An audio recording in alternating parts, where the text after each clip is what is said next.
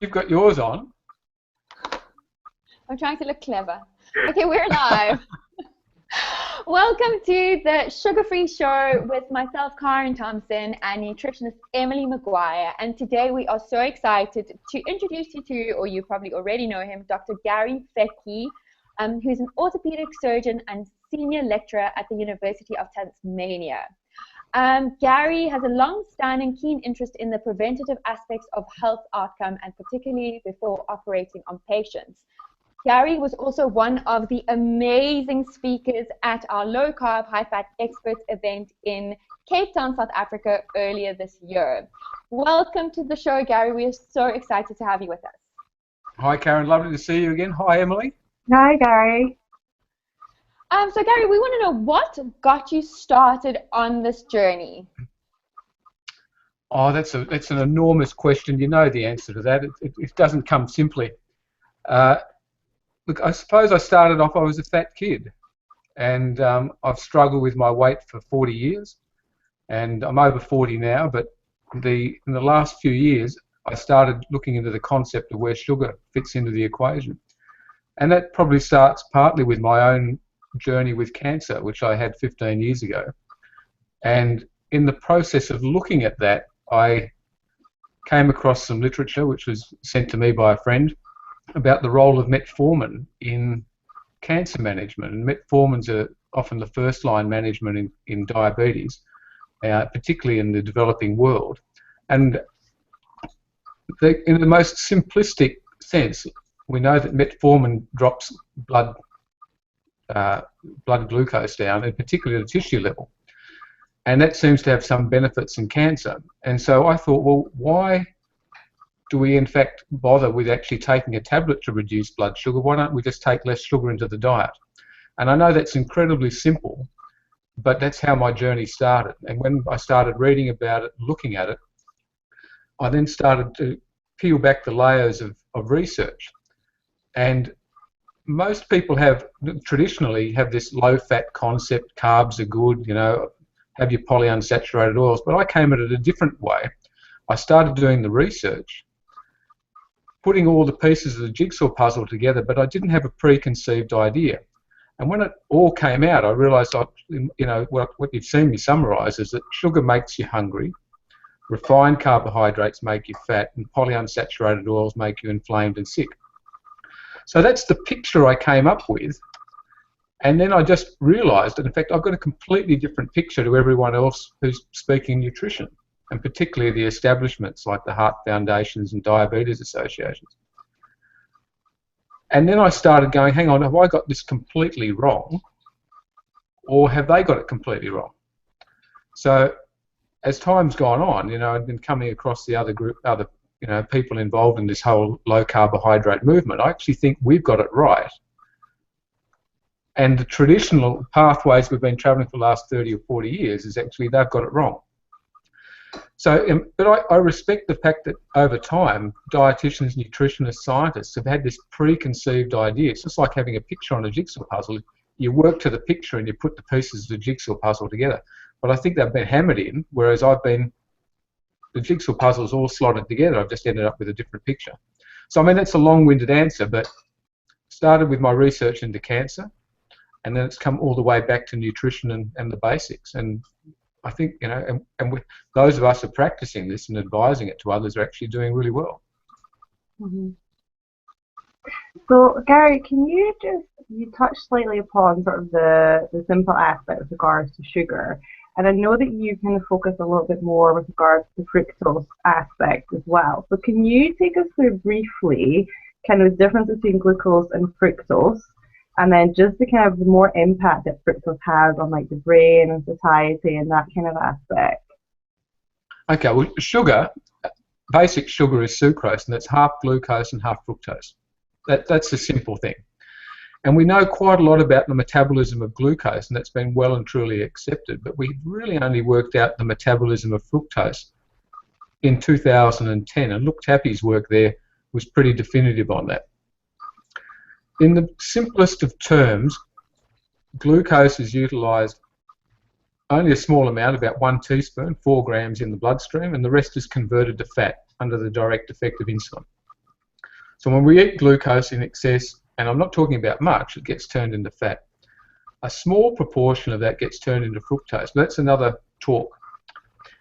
Fructose, however, even though it's exactly the same number of molecules, has got a different configuration. It's metabolized quite differently. And it's got a few pathways. It's a small, first pathway goes off to glycogen, which is our short-term storage of energy. A second pathway goes off to produce alcohol, called an aldehyde pathway. And too much alcohol in our liver, which is where it all gets metabolized, is no good. We know that whether or not you drink it or whether or not you have too much sugar. And that's a contributing factor to non-alcoholic fatty liver disease. Another pathway which is related to our hunger is that the free fatty acids which are generated there actually work back on the hypothalamus and our satiety centers. So it works on two things, one called leptin and one called ghrelin. Leptin's a hormone produced by the amount of fat in our body. And when we've got plenty of fat storage on board, that leptin tells our brain to, in fact, you don't need to eat, there's plenty of storage around. Fructose and its metabolites actually work upon that leptin and stop it from actually working on the brain. So therefore, you've got something telling you to not eat, the fructose comes in, tells you to eat. The other thing that fructose does, it stimulates ghrelin, and ghrelin's that hormone that makes your tummy rumble. So that's the one which is sort of, you're feeling a bit hungry. Fructose, by its effects there, will actually make you feel as though you need to eat. The double effect of that is, by inhibiting leptin and stimulating ghrelin, it's going to make you hungry. So as time's gone on, I've actually come to recognise that sugar, but particularly the fructose half, drives behaviour. And there's certainly some work not only on the hypothalamus, but also on a place called the nucleus accumbens, which is the addiction centre, that will also drive behaviour. And fructose seems to have an effect on both of those areas. So I think that sugar, and particularly the fructose component, is the bit that makes you hungry. So that's the hunger bit of it. However, there's another byproduct of fructose called small dense LDLs. Now they're known as the bad cholesterol particle, and by a process what's called de novo lipogenesis, again it occurs in the liver, the fructose is converted off into the small dense LDLs. They're known as the bad cholesterol particle, and when you look really closely at all the cardiovascular risk factors, it comes down to small dense LDLs. They're the ones which get lodged in the blood vessel walls. They're the ones associated with inflammation. They're the ones associated with atherosclerosis.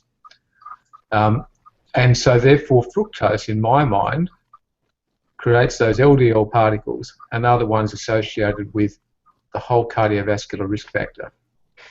And that's what lodges there. What you take on top of that is the role then of the polyunsaturated oils, and I think when they get filled up in those small dense LDLs, that's the ones which create the inflammation, and that's called modern disease. But that's pretty well much what I talk about from the inflammatory process. But I start with sugar and fructose. Mm-hmm. So that's a bit of a long answer again. Yeah, no. I was just going to say, so just coming back to the sugar aspect, so would you say then that giving up sugar, there's a lot more to it than just willpower? A lot of people think giving it up can be easy, but from what you're describing, there's a lot more to it than just having willpower aside. Oh, absolutely. Fructose is a magnificent designer drug. Okay, it drives behaviour, and that's one of the things. I used to think that if you're overweight and obese, and and I thought, oh, these people are sloths. They're lazy, and I'm including myself there. I've dropped 23 kilos. So I'd get angry with myself because I'm just going to eat chocolate, and I wanted it, and I couldn't stop myself. I've got incredible willpower on lots of things, but I didn't have it on sugar and on food. But now I recognise that if I actually have sugar, and I'm talking even if I have even a piece of fruit now, it actually will make me hungry for the next 6 to 8 hours. Now, I don't think I'm making it up anymore. I honestly feel that it drives behaviour. And we see it in the animal kingdom all the time, that our fruit trees at the end of summer, in summer and then autumn, just as the fruit ripens and the sugar level goes up in it, our possums on the trees will come through and strip a tree bare in a night. Now, there's no way they could easily eat all that fruit, apart from the one thing that it drives behaviour, and it gets turned and metabolised into fat for winter hibernation. So in nature, it's brilliant. So at the only time when fruit is plentiful, which is a natural source of sugar, or when other food's plentiful, again, which is towards the end of summer, beginning of autumn, if you eat fruit, it will drive behaviour to make you eat as much as you possibly can to get fat for winter hibernation. And again, that's great. The only trouble is if you have sugar every day, it's going to deliberately try and drive behaviour to make you fat for winter every single day of the year. And that's the availability issue that we've got in society now. Mm-hmm. So, and we've had people now, it's almost 30 days that we've had people on sugar-free. So, but in your opinion, how long do you think it takes to really get rid of those kind of cravings and that kind of primitive desire for that kind of sweet aspect? Well, I think the first 3 or 4 days, you come to recognise how much that has actually got control of your life, because there are real cravings, and I know some people who are climbing the wall trying to find some sugar alternative, and for that group of people early on, sometimes there's a role for the artificial sweeteners. I'm not a great believer in them long term, but short term there's the role. How long does it take for that sweet craving to go away? Well, I'll take my own story. I reckon about a year. I was still thinking about the sugar, thinking about the sweetness, but then I used to have a huge, what we call family block of chocolate a day in my heyday. Wow. But again, I couldn't stop eating it. I mean, I loved the damn stuff. So I was definitely a sugar addict, and I think it took me 12 months before I'd stopped looking and searching for it. Mm-hmm. But certainly most of the craving you can get over in that first 5 to 7 days, but it's still there as a background one for a fair while. Mm-hmm. But the sooner you get rid of the artificial sweeteners, the quicker it goes as well. Okay, and is that what you did when you kind of first started? So how did you come to live in sort of sugar-free? Were there any particular things that you did, or recipes, or anything along those lines? Well, I got it wrong for so long, because again, we're going back a few years now, and first of all, it was an awareness of what sugar has a role to play. So I started dropping the sugar, but I thought it was okay to have glucose. So we used to have a bit of dextrose in food, and so I thought that was all fine because glucose was different to fructose. But then as time went on, I realised, hang on, this glucose isn't doing any good either, because it's still driving the sweetener behaviour. Not the fructose pathway, but still the sweetener sort of hit. And so that probably kept me going for longer. And I used to drive, well, I probably still drive my wife mad, because every week she'd go, what are we changing this week? What are we doing this year? So first of all was sugar, then it was the polyunsaturated oils. And then I said, hang on, now we've got to get rid of carbohydrate as well. Oops, now we need to change this. Oh, look, I think... then the whole get into the fine print of legumes, and essentially we've been doing this for some years, and I'm completely entrenched in the science, and I still don't have all the answers. Mm-hmm. And I think that's really an honest thing that we all need to accept. I don't have all the answers, and everything still needs to be individualised. Mm-hmm. So I'm fortunate enough we work with some dietitians here who are completely on board, who can actually individualise it for people. And so I think it's difficult to learn it all off the internet. You've got to keep experimenting a little bit, tweaking it here and there, and that's really something which I come to say to people: don't expect you're going to sort it all out in a week or a month. And when you start doing this, you're now on a journey of your own learning, and that's really and you guys are part of that for everyone now too. Mm-hmm. Mm-hmm. And how is it being sort of received? Where you are, obviously over in Australia, is it being, a lot further forward, do you think, there, or where do you think it's kind of standing at the minute? Well, I'd like to think that, Cape Town's blow away. There's a real awareness in Cape Town, and Tim and your team have had a major role to play in that. I'd like to think that coming second and third, and it's going to be a close race, is Launceston here in Tasmania, and Auckland in New Zealand. There's a real community awareness in Launceston, and I've been very fortunate to work with some people in the media, and we've spent a lot of time getting the message out here. We recently had a big talk here in Launceston, and we had more people that came to the Launceston talk than that combined for Melbourne and Sydney. And some people have come down from Sydney going, oh, they came to Launceston, they didn't realise it's, people are on board it. And we've got now 2 restaurants that are coming on board. We've now got doctors in every single medical practice who are getting the idea, and that's exciting. I mean, I still think we've got miles and miles to go, but a few years ago, everyone thought that I was a complete nutcase, and maybe I still am for taking this whole project on. But the science behind it's coming out to support us, and more importantly, the results in the community are there, and you can't deny it when people are getting healthier, feeling better, getting control of their weight, and then they get out and tell their friends.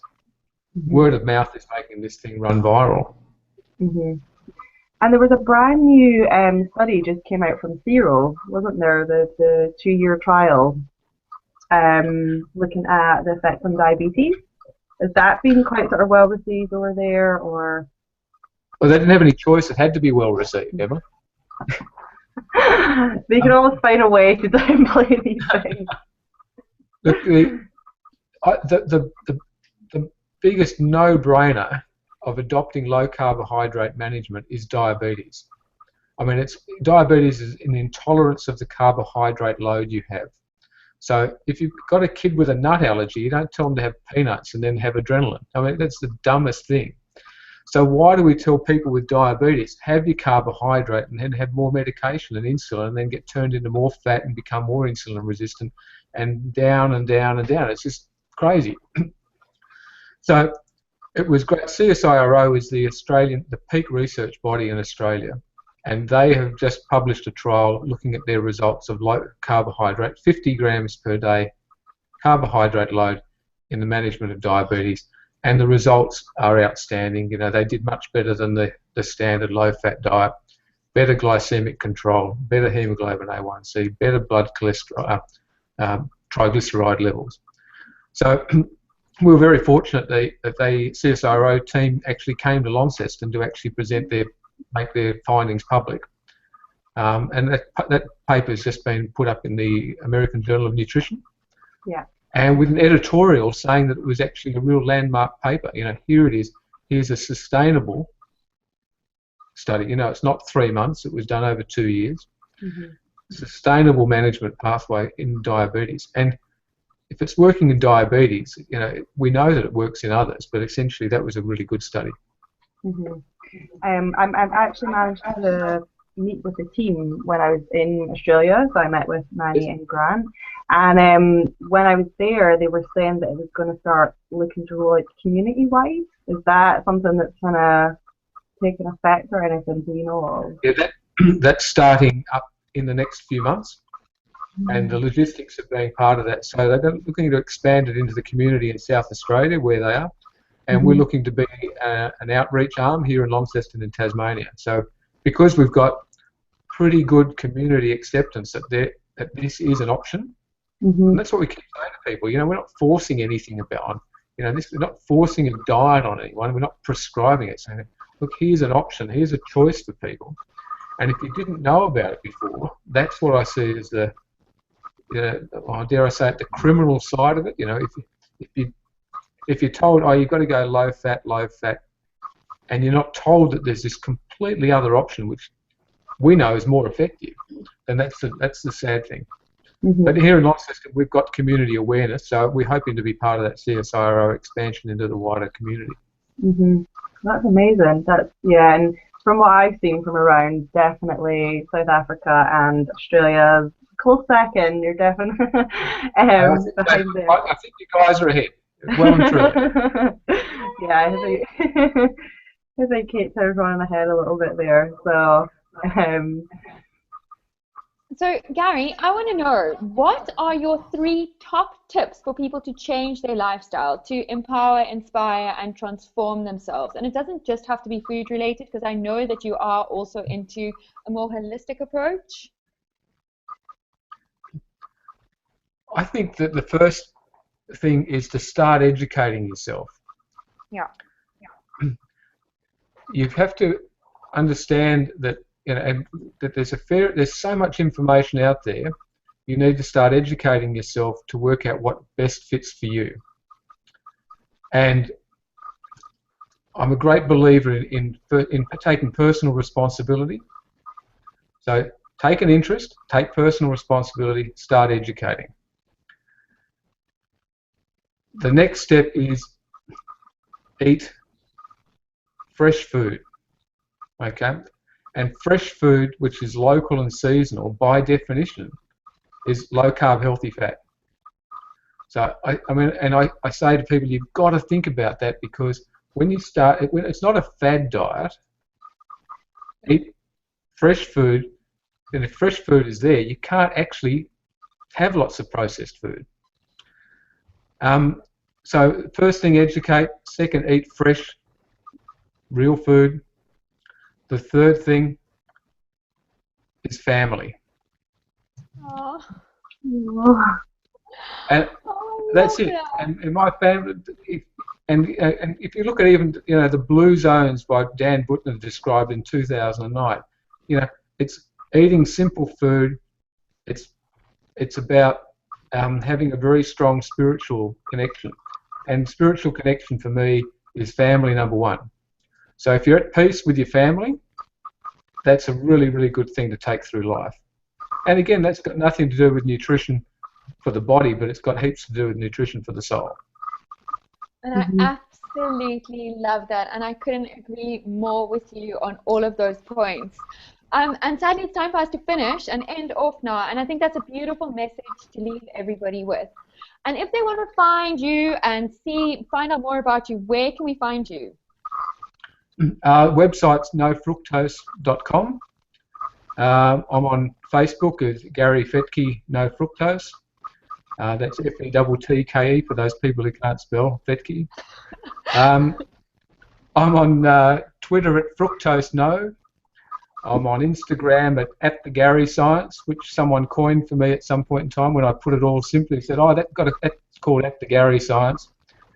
And our website with our dietitians and our Nutrition for Life Centre is nutritionforlife.healthcare. And that team that we've got around us with dietitians and the diabetes nurse educator is really making a huge impact in our local community, because I don't have the time to individualise that care, but you know they do, and that's really working. And that you know, we Skype all around Australia on that. Unfortunately, we can't do around the world because of medico-legal reasons, but certainly that's a great team to be part of. Fantastic, and that's absolutely amazing. So we just want to give you a massive thank you for being a part of this, and for spreading the message, and for always being open and honest and real, which I think are some of the most beautiful qualities in a person. Thank you, guys. So we are going to say goodbye. Thank you, Gary. Bye-bye.